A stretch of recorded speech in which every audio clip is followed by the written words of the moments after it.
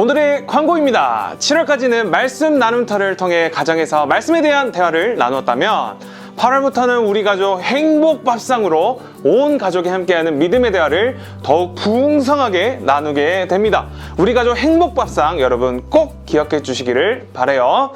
오늘의 말씀입니다. 함께 읽도록 하겠습니다. 엘리야는 하루 종일 광야로 걸어 들어갔습니다.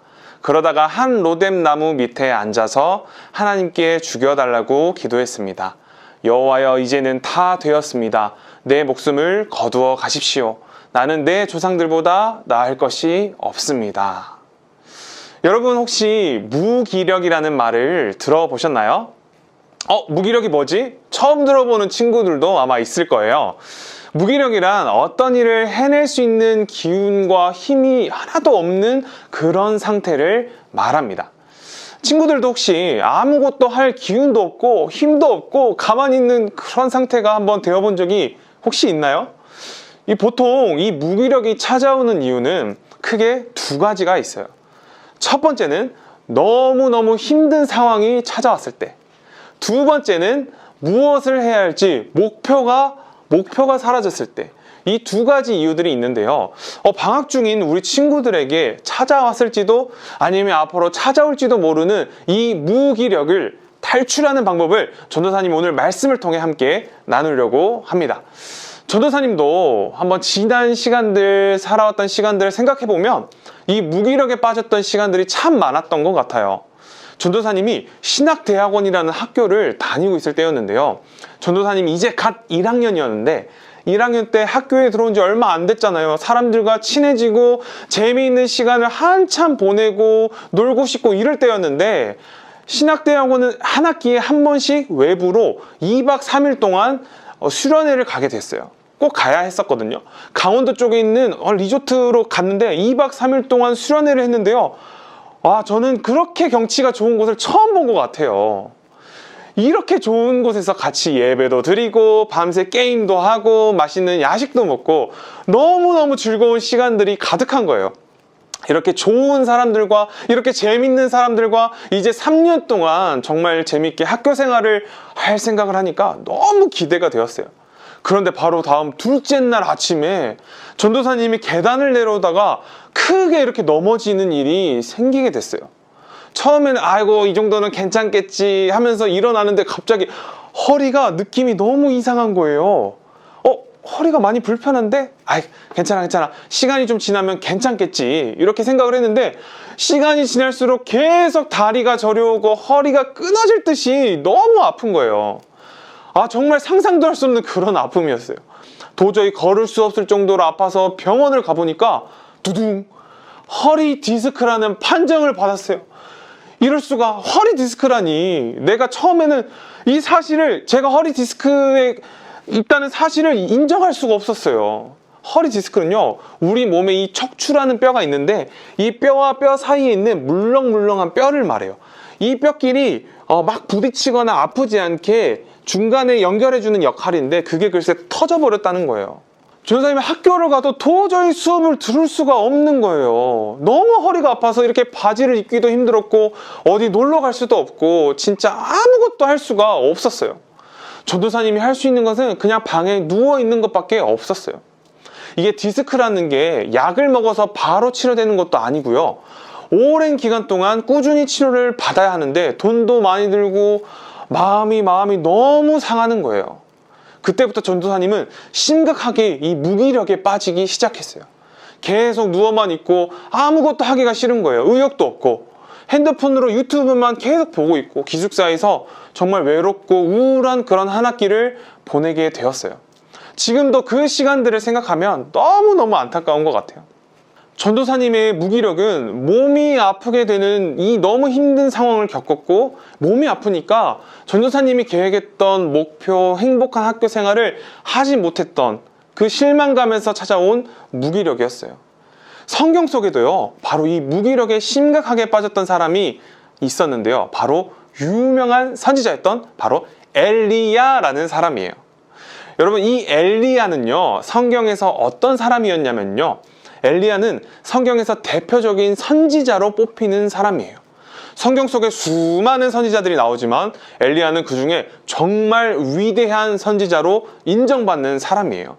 그가 보여줬던 엄청난 기적들, 하나님의 역사들, 엘리야를 통해 하신 하나님의 말씀들이 실제로 다 이루어졌기 때문이에요. 이 엘리야가 살았던 시대는요, 우리 친구들이 알고 있는 이 분열 왕국 시대였어요. 그 시대는요, 겉으로는 엄청 평화로워 보였지만 이스라엘 백성이 실제로는 계속해서 하나님을 떠나고 하나님이 싫어하시는 그런 악한 모습이 가득한 그런 시대였어요. 특히 그 시대는요, 우상을 숭배하는 죄가 심각했고요. 바알과 아세라 같은 우상들을 만들어서 하나님을 내팽개치고 그것들을 다른 것들을 숭배하고 신으로 모시고 있었어요. 하나님만 섬겨야 할 이스라엘 백성이 온갖 더러운 우상들을 섬기다니. 하지만요, 그 시대 속에도 하나님은 여전히 일하시고 여전히 하나님이 택한 사람을 세우셨는데 대표적인 사람이 바로 엘리야 선지자예요.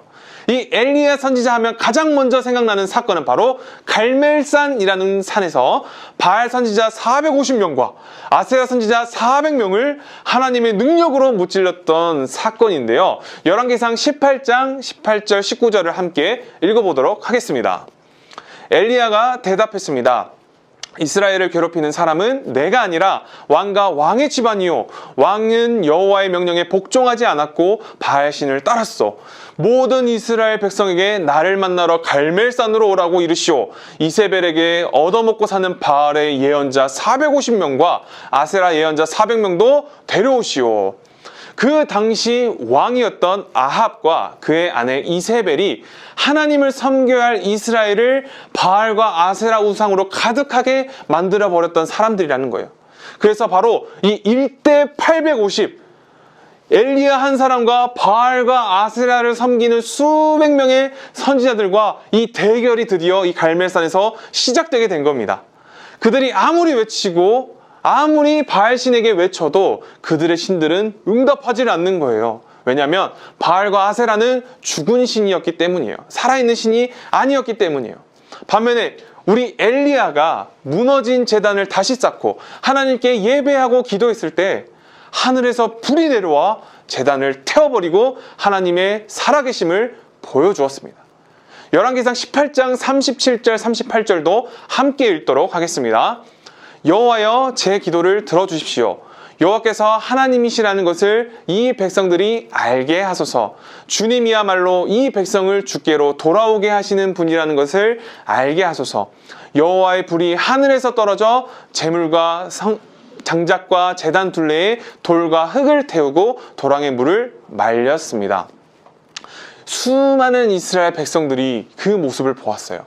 하나님이 살아계시는 분이시고 바알과 아세라시는 죽은 신, 아무것도 아니라는 것을 보았던 것이에요. 엘리야가 기도할 때 하늘에서 엄청난 불이 내려오다니 여러분 대단하지 않나요? 이제 모든 사람들이 엘리야를 두려워하고 아합과 이세벨을 제압해버리고 이스라엘이 바로 회복이 되었을까요? 회복이 되었으면 좋았을 것 같은데 그렇지 않아요. 이렇게 대단한 엘리야에게 바로 두려움과 공포가 바로 찾아오게 됩니다. 수많은 선지자들, 하나님의 사람들을 죽였던 이 이세벨 여왕이, 이 악한 이세벨 여왕이 갈멜산의 이야기를 듣고요, 이제 사람을 보냅니다. 그리고 엘리야에게 이렇게 전해요. 열왕기상 19장 2절을 한번 읽어볼게요. 그러자 이세벨이 엘리야에게 사자를 보내서 말했습니다. 내일 이맘때까지 너를 죽이고 말겠다.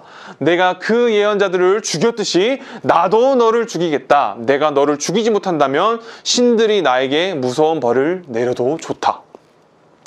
여러분, 이세벨이요, 내일 이맘때까지 24시간 안에 너를 반드시 죽이겠다고 엘리야에게 협박을 보냅니다.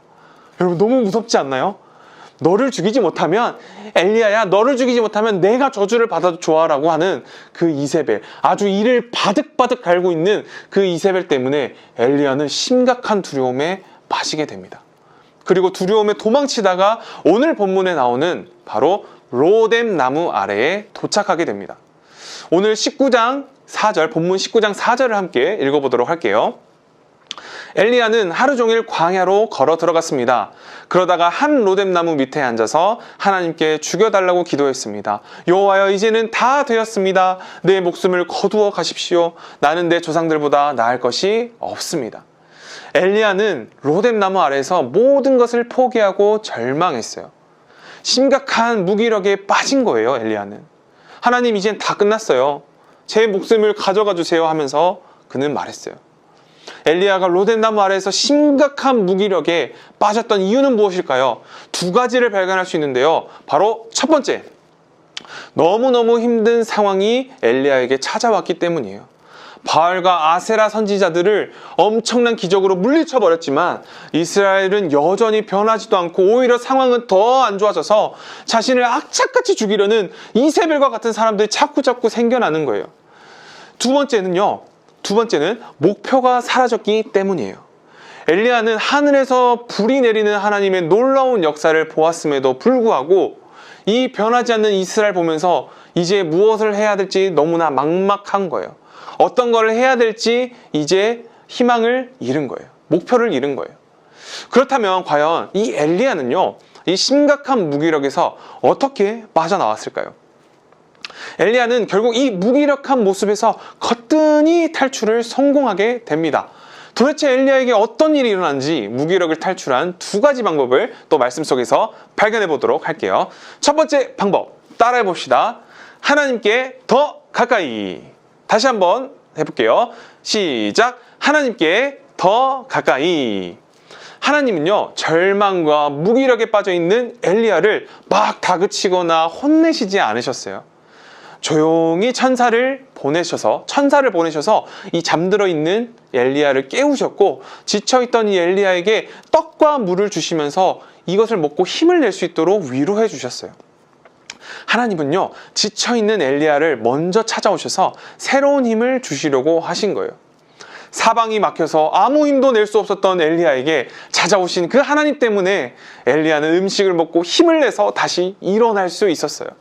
무기력에서 빠져나갈 수 있는 가장 빠른 방법은요, 하나님께서 주시는 힘을 빨리 발견하는 거예요.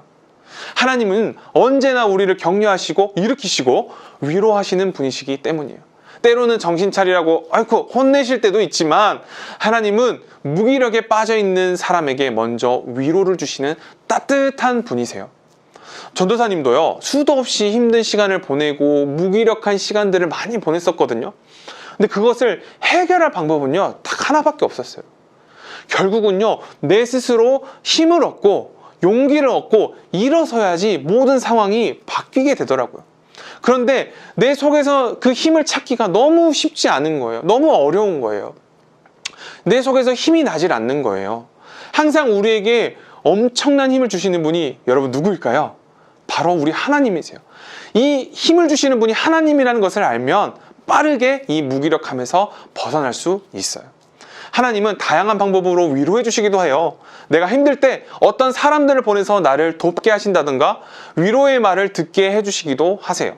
전도사님이 너무너무 깊은 무기력에 빠졌을 때 힘을 낼 수 있었던 것은요, 수많은 사람들을 전도사님께 보내주셔서 전도사님을 격려해 주시고 위로해 주시고 일어나도록 일으켜 주었던 그런 하나님의 도움이었어요. 하나님이 보내준 사람들이 도와줬기 때문이에요. 전도사님이 대학생 때 사람에게 너무너무 상처를 받았을 때가 있었어요. 전도사님이 진짜 잘못한 게 아닌데 오해를 받아가지고 친했던 친구들, 함께했던 사람들이 한순간에 등을 돌리고 뒤에서 전도사님을 욕하기도 하고 너무너무 억울한 그런 시간들을 제가 겪었었는데 2달 동안 사람을 거의 만나질 않았어요.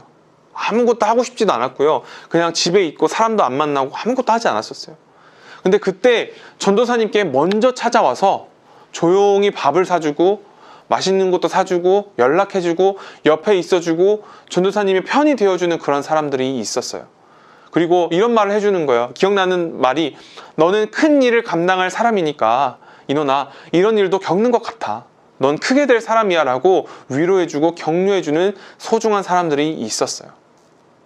많은 사람들이 전도사님을 위로해주고 격려해 주었지만 너무 고맙고 또 힘이 되었지만 한편으로는 아무리 사람들이 위로를 해주고 밥을 사주고 하더라도 제 마음이, 전도사의 마음은 회복이 다 안 되는 거예요.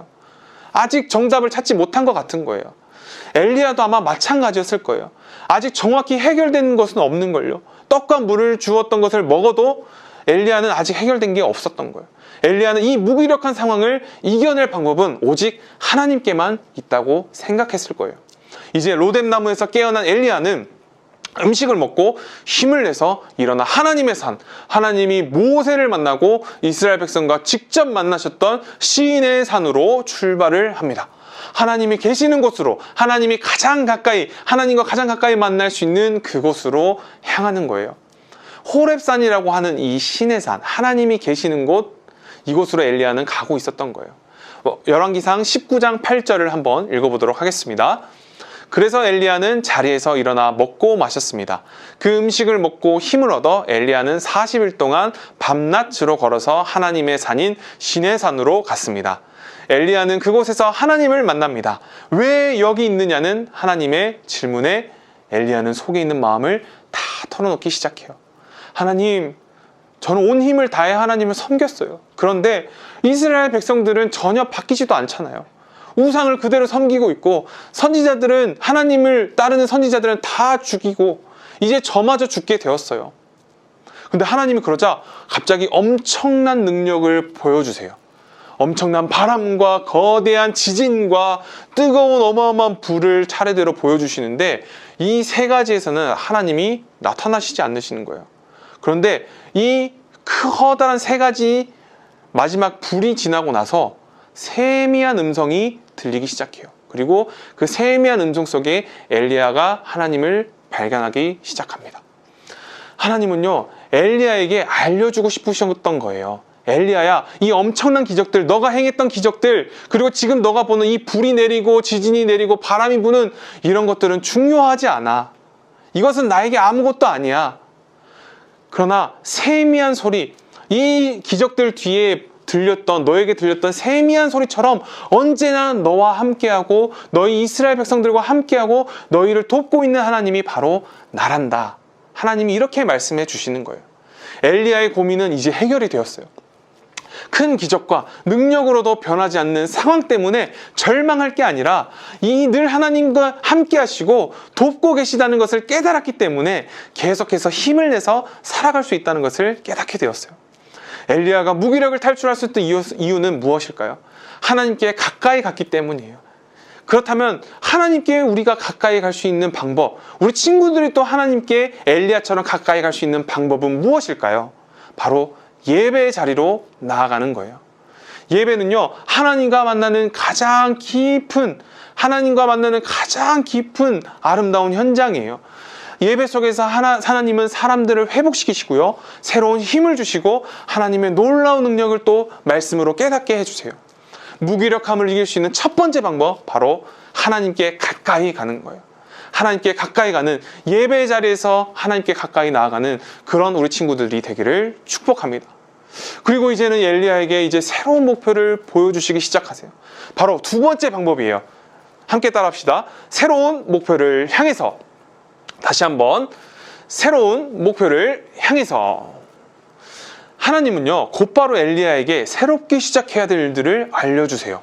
하사엘을 아람의 왕으로, 예후라는 사람을 이스라엘 왕으로 기름 부어 세우라는 명령을 내리시고요, 그리고 자신의 뒤를 이을, 엘리야의 뒤를 이을 후계자로 엘리사를 세우라는 명령도 내리세요. 그리고 이어서 말씀하시는데요, 엘리야야, 이 땅에 나를 따르는 사람들은 너만 있는 게 아니란다. 아직 바알에게, 우상들에게 무릎 꿇지 않은 7,000명의 사람들이 내게 남아있단다 라고 말씀하셔요. 그리고 이 엘리야는 더 이상 그 하나님의 말씀에 대답하지 않고 하나님의 명령대로 순종하러 그 길을 떠나게 되는 거예요. 하나님은 엘리야의 생각을 바꿔주셨어요. 너만 있는 게 아니야. 너만 고통을 당하는 게 아니야. 많은 사람들이 여전히 함께하고 있어. 너를 포함해서 수많은 사람들이 지금 이 순간에도 열심히 하나님을 위해서 살아가고 있다는 사실을 알게 해주셨던 거예요. 어린이들부터 전도사님 같은 청년들까지 다 똑같이 하는 말들이 있어요. 바로 뭘 해야 될지 모르겠어 라는 말이에요. 뭘 해야 될지 모르겠어요. 여러분, 목표가 없고 정말 목표가 없는 그런 사람들이 너무나 많은데 이게 너무너무 안타까운 상황인 것 같아요. 목표가 없고 목표를 잃어버린다는 것은 사람을 무기력하게, 심각한 무기력에 빠지게 하는 원인이에요. 아무리 편하고요, 아무리 잘 먹고 잘 쉬어도 하루 종일 신나게 놀지라도 마음이 허전할 때가 있어요. 바로 내 안에 목표가 없고 목표를 위해 했던 것들, 실천했던 것들이 없기 때문에 마음이 허전한 거예요. 우리 친구들 하루 종일 스마트폰으로 재미있는 영상도 보고 만화도 보고 하면 어떠나요? 그 하루가 끝나갈 때쯤에 뭔가 허전하지 않나요? 뭔가 하루를 제대로 안 보낸 것 같고 잘못 보낸 것 같은 기분이 들 때가 있어요. 반면에 너무너무 힘들고 바쁘고 제대로 쉬지도 못하고 잠도 못 자고 했는데도 불구하고 너무 뿌듯하고 행복하고 마음이 든든할 때가 있어요. 바로 내가 오늘 목표했던 일들이 있었고 그것들을 위해서 열심히 살았을 때 그런 마음이 생기더라고요. 하나님은요, 엘리야에게 계속해서 이런 말씀을 하세요. 아직 너가 가야 할 길이 멀어. 아직 너가 가야 될 길이 많이 남아있단다, 엘리야야. 오늘 함께 보았던 엘리야와 같이 하나님이 주시는 목표를 우리가 발견한다면 우리 마음속에 강한 의지가 생겨나고 힘이 생기게 되고 금방 이 무기력에서 벗어날 수 있게 될 거예요. 내가 도와야 할 사람들, 그리고 복음이 필요한 사람들, 예수님이 필요한 사람들이 우리의 눈에 보이기 시작하고요. 하나님을 위해 내가 해야 될 일들이 보이고 발견되면요, 그것을 위해 내가 무엇을 준비를 해야 될지 생각을 하게 되고 무기력했던 내 모습은 온데간데 사라지게 될 거예요. 여러분, 말씀을 맺으려고 합니다. 세상을 살아가다 보면요, 내 생각과 다르고 때로는 너무 어려운 상황들이 다가와서 무엇을 해야 할지 아무 힘도 아무 생각도 안 나게 되는 그런 무기력함에 빠질 때가 있어요. 우리 친구들의 방학 시간은 어떤가요? 알차게 열심히 살아가고 있나요? 아니면 무기력하게 시간을 보내고 있나요? 캠프에서도 뜨겁게 같이 찬양하고 다짐하고 기도했는데도 불구하고 여전히 내 삶 속에서 다시 하나님과 멀어지고 말씀도 읽기 싫고 무엇부터 해야 될지 모르는 그런 상황에 처해 있는 친구들이 있을지도 모르겠어요. 그런 무기력함에 빠져 있다면, 그런 무기력한 내 모습이 느껴진다면 여러분 꼭 기억하세요. 대단한 선지자 엘리야도 무기력에 빠졌었다는 것을요. 그리고 엘리야가 무기력을 이겨냈던 그 두 가지 방법을 기억하고 실천하길 바라요. 첫 번째, 하나님이 계시는 예배 자리로 가까이 나아갈 때, 하나님께 가까이 나아갈 때, 그리고 두 번째, 하나님이 주시는 새로운 목표를 발견할 때, 그 두 가지 방법을 여러분 꼭 기억하시길 바랍니다. 엘리야처럼 무기력한 모습에서 다시 일어나서 이 세상에서 하나님의 사람으로 열심히 살아가는, 그리고 하나님이 기뻐하시는 우리 모두의 삶이 되기를 주님의 이름으로 축복합니다. 함께 기도하겠습니다. 하나님, 감사해요. 우리에게 처해진 힘든 일들, 상황들이 찾아올 때도 있고 또 무엇을 해야 될지 목표가 없을 때가 있을 때도 있어요. 주님, 그러나 그때 항상 하나님을 가까이 하게 해주시고 또 하나님을 찾아가게 해주시고 하나님께서 주시는 목표와 하나님께서 주시는 말씀을 우리가 힘을 얻어서 살아갈 수 있도록 주님 인도해 주세요. 그래서 엘리야가 정말 그 무기력함을 이겨냈던 것처럼 우리 친구들도, 우리들도 항상 그 하나님을 의지해서 우리의 어려운 그 마음들, 무기력한 마음들을 이겨내서 하나님이 기뻐하시는 삶으로 살아갈 수 있도록 주님 축복해 주시고 함께 해주세요. 감사드리며 예수님의 이름으로 기도드렸습니다. 아멘. 함께 주기도문 하겠습니다. 하늘에 계신 우리 아버지여, 이름이 거룩히 여김을 받으시오며 나라의 임하옵시며 뜻이 하늘에서 이룬 것 같이 땅에서도 이루어지이다. 오늘날 우리에게 일용할 양식을 주옵시고 우리가 우리에게 죄 지은 자를 사하여 준 것 같이 우리 죄를 사하여 주옵시고 우리를 시험에 들게 하지 마옵시고 다만 악에서 구하옵소서. 대개 나라와 권세와 영광이 아버지께 영원히 있사옵나이다. 아멘.